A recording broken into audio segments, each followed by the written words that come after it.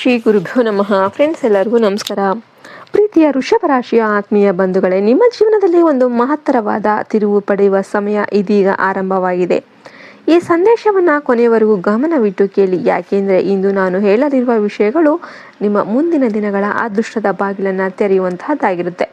ಬಹಳ ದಿನಗಳಿಂದ ನಿಮ್ಮ ಮನಸ್ಸಲ್ಲಿ ಇದ್ದ ಚಿಂತೆಗಳು, ಆರ್ಥಿಕ ಸಮಸ್ಯೆಗಳು, ಕುಟುಂಬದ ಒತ್ತಡಗಳು ಮತ್ತು ಭವಿಷ್ಯದ ಕುರಿತ ಅನಿಶ್ಚಿತತೆಗಳು ಈಗ ನಿಧಾನವಾಗಿ ದೂರ ಆಗುವ ಸಮಯ ಬಂದಿದೆ. ಗ್ರಹಗಳ ಅನುಕೂಲಕರ ಬದಲಾವಣೆಗಳು ನಿಮ್ಮ ಪರವಾಗಿ ಕೆಲಸ ಮಾಡೋದಕ್ಕೆ ಆರಂಭ ಮಾಡಿವೆ. ವೃಷಭ ರಾಶಿಯವರ ಸ್ವಭಾವವೇ ತಾಳ್ಮೆ, ಪರಿಶ್ರಮ ಮತ್ತು ನಿಷ್ಠೆ. ನೀವು ಯಾವುದೇ ಕೆಲಸವನ್ನು ಕೈಗೆತ್ತಿಕೊಂಡ್ರೆ ಅದನ್ನು ಪೂರ್ಣಗೊಳಿಸುವವರೆಗೆ ಬಿಡೋದಿಲ್ಲ. ಆದರೆ ಕಳೆದ ಕೆಲವು ತಿಂಗಳುಗಳಿಂದ ನೀವು ಎಷ್ಟೇ ಶ್ರಮ ಪಟ್ಟರೂ ಅದರ ಸಂಪೂರ್ಣ ಫಲ ಸಿಗದೆ ಬೇಸರ ಅನುಭವಿಸಿರಬಹುದು. ಕೆಲವರು ನಿಮ್ಮ ಒಳ್ಳೆಯತನವನ್ನು ದುರುಪಯೋಗ ಮಾಡಿಕೊಂಡಿರಬಹುದು. ನೀವು ನಂಬಿದವನಿಂದಲೇ ನಿರಾಸೆ ಉಂಟಾಗಿರಬಹುದು. ಆದರೂ ನೀವು ನಿಮ್ಮ ದಾರಿಯನ್ನು ಬಿಟ್ಟಿಲ್ಲ. ಇದೇ ನಿಮ್ಮ ದೊಡ್ಡ ಶಕ್ತಿ.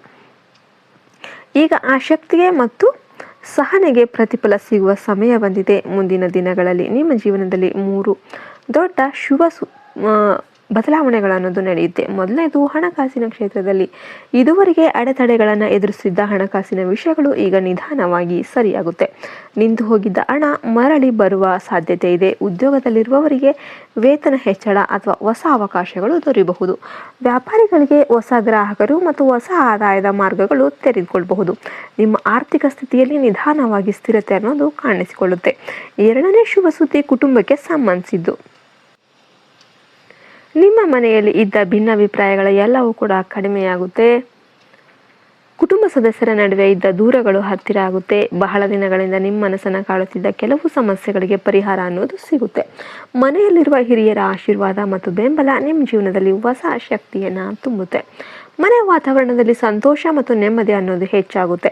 ಮೂರನೇ ಶುಭ ಸುದ್ದಿ ನಿಮ್ಮ ಗೌರವ ಮತ್ತು ಸಮಾಜದಲ್ಲಿನ ಸ್ಥಾನಮಾನಕ್ಕೆ ಸಂಬಂಧಿಸಿದ್ದು. ನೀವು ಮಾಡಿದ ಪರಿಶ್ರಮಕ್ಕೆ ಈಗ ಜನರಿಂದ ಮೆಚ್ಚುಗೆ ದೊರೆಯುತ್ತೆ. ನಿಮ್ಮ ಮಾತಿಗೆ ಬೆಲೆ ಸಿಗುತ್ತೆ. ನೀವು ಕೈಗೊಳ್ಳುವ ಎಲ್ಲ ಕಾರ್ಯಗಳಲ್ಲಿ ಕೂಡ ಯಶಸ್ಸನ್ನು ಕಾಣಬಹುದು.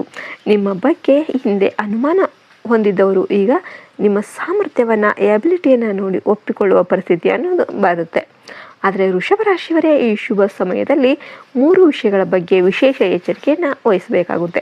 ಮೊದಲನೇದಾಗಿ ಹಠ. ಕೆಲವೊಮ್ಮೆ ನಿಮ್ಮ ಹಠವೇ ನಿಮಗೆ ತೊಂದರೆ ಆಗಬಹುದು. ಇದರ ಅಭಿಪ್ರಾಯವನ್ನು ಕೇಳೋದಕ್ಕೆ ಪ್ರಯತ್ನ ಮಾಡಿ. ಎರಡನೆಯದು ಅನಗತ್ಯ ಖರ್ಚು. ಹಣ ಬರ್ತಾ ಇದೆ ಅಂತ ಒಂದೇ ಒಂದು ಕಾರಣಕ್ಕೆ ಅತಿಯಾದ ಖರ್ಚು ಮಾಡೋದಕ್ಕೆ ಹೋಗಬೇಡಿ. ಮೂರನೆಯದು ನಕಾರಾತ್ಮಕ ಚಿಂತನೆ, ನೆಗೆಟಿವ್ ಆಗಿ ಯೋಚನೆ ಮಾಡೋದಕ್ಕೆ ಹೋಗಬೇಡಿ. ನಿಮ್ಮ ಮನಸ್ಸಲ್ಲಿ ಭಯ ಅಥವಾ ಅನುಮಾನಗಳಿಗೆ ಜಾಗವನ್ನು ನೀಡಬೇಡಿ. ನಿಮ್ಮ ಆಲೋಚನೆಗಳೇ ನಿಮ್ಮ ಭವಿಷ್ಯವನ್ನು ರೂಪಿಸುತ್ತೆ.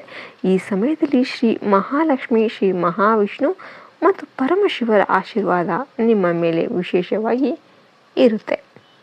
ಶುಕ್ರವಾರ ಮಹಾಲಕ್ಷ್ಮಿ ದೇವಿಗೆ ದೀಪ ಹಚ್ಚಿ ಪ್ರಾರ್ಥನೆ ಮಾಡಿ. ಸೋಮವಾರ ಶಿವನಿಗೆ ಅಭಿಷೇಕ ಅಥವಾ ಸರಳ ಪ್ರಾರ್ಥನೆ ಮಾಡಿ. ಪ್ರತಿದಿನ ಬೆಳಿಗ್ಗೆ ಓಂ ಶ್ರೀಂ ಮಹಾಲಕ್ಷ್ಮಿ ನಮಃ ಈ ಮಂತ್ರವನ್ನು 21 ಬಾರಿ ಪಠಿಸಿ. ಉತ್ತಮ ಫಲ ಅನ್ನೋದು ನಿಮಗೆ ದೊರೆಯುತ್ತೆ.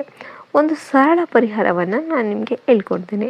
ಬೆಳಿಗ್ಗೆ ಸ್ನಾನ ಮಾಡಿದ ನಂತರ ಒಂದು ತುಳಸಿ ಎಲೆ, ಸ್ವಲ್ಪ ಅಕ್ಕಿ ಮತ್ತು ಒಂದು ನಾಣ್ಯವನ್ನು ದೇವರ ಮುಂದೆ ಇಡಿ.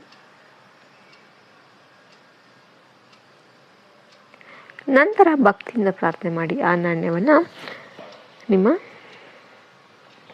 ಹಣ ಇರುವ ಒಂದು ಹಣ ಇಡ್ತಿರಲ್ಲ ಆ ಜಾಗದಲ್ಲಿ ಇಟ್ಕೊಳ್ಳಿ. ಇದು ಆರ್ಥಿಕ ಸ್ಥಿರತೆ ಮತ್ತು ಸಕಾರಾತ್ಮಕ ಶಕ್ತಿಯನ್ನು ಆಕರ್ಷಣೆ ಮಾಡುತ್ತೆ. ವೃಷಭ ರಾಶಿಯವರೇ, ನೀವು ಅನುಭವಿಸಿದ ಪ್ರತಿಯೊಂದು ಕಷ್ಟವೂ ಕೂಡ ನಿಮ್ಮನ್ನು ಮತ್ತಷ್ಟು ಬಲಿಷ್ಠರನ್ನಾಗಿ ಮಾಡಿದೆ. ಈಗ ನಿಮ್ಮ ಜೀವನದಲ್ಲಿ ಹೊಸ ಅಧ್ಯಾಯ ಆರಂಭ ಆಗ್ತಾ ಇದೆ. ಭಯವನ್ನು ಬಿಟ್ಟು ಧೈರ್ಯದಿಂದ ಮುಂದೆ ಸಾಗಿರಿ. ನಿಮ್ಮ ಪರಿಶ್ರಮ ಮತ್ತು ದೇವರ ಅನುಗ್ರಹ ಒಂದಾದಾಗ ಯಶಸ್ಸು ನಿಮ್ಮನ್ನು ಹುಡುಕಿಕೊಂಡು ಬರುತ್ತೆ. ನಿಮ್ಮ ಜೀವನದಲ್ಲಿ ಸುಖ, ಶಾಂತಿ, ನೆಮ್ಮದಿ, ಆರೋಗ್ಯ ಮತ್ತು ಸಮೃದ್ಧಿ ಹೆಚ್ಚಾಗಲಿ ಅಂತ ನಾನು ದೇವರಲ್ಲಿ ಪ್ರಾರ್ಥನೆ ಮಾಡ್ತೇನೆ. ಮುಂದಿನ ದಿನಗಳಲ್ಲಿ ನಿಮ್ಮ ಅದೃಷ್ಟದ ಬಾಗಿಲು ತೆರೀತಾ ಇದೆ. ನಿಮ್ಮ ಹೃದಯದಲ್ಲಿ ನಂಬಿಕೆ, ಮನಸ್ಸಲ್ಲಿ ಸಕಾರಾತ್ಮಕತೆ ಮತ್ತು ದೇವರ ಮೇಲೆ ನಂಬಿಕೆ ಇರಲಿ. ನೀವು ಬಯಸಿದ ಗುರಿಗಳನ್ನು ಸಾಧಿಸುವ ಶಕ್ತಿ ನಿಮ್ಮೊಳಗೆ ಇದೆ. ಶಕ್ತಿಯನ್ನು ನಂಬಿ ಮುನ್ನಡೆಯಿರಿ. ನಿಮ್ಮ ಜೀವನದಲ್ಲಿ ಬೆಳಕು, ಸಂತೋಷ ಮತ್ತು ವಿಜಯ ಸದಾ ಕಾಲ ನೆಲೆಸಲಿ ಅಂತ ನಾವು ಹಾರೈಸ್ತೀವಿ. ವಿಡಿಯೋ ಇಷ್ಟ ಆದರೆ ಲೈಕ್ ಮಾಡಿ. ಓಂ ಶ್ರೀ ಮಹಾಲಕ್ಷ್ಮಿ ನಮಃ ಅಂತ ಕಮೆಂಟ್ ಮಾಡಿ. ಜೈ ಹಿಂದ್ ಜೈ ಭಾರತ್ ಮಾತೆ. ಹರಿ ಓಂ ತತ್ಸತ್. ಸರ್ವೇ ಜನ ಸುಖಿನೋ ಭವಂತು.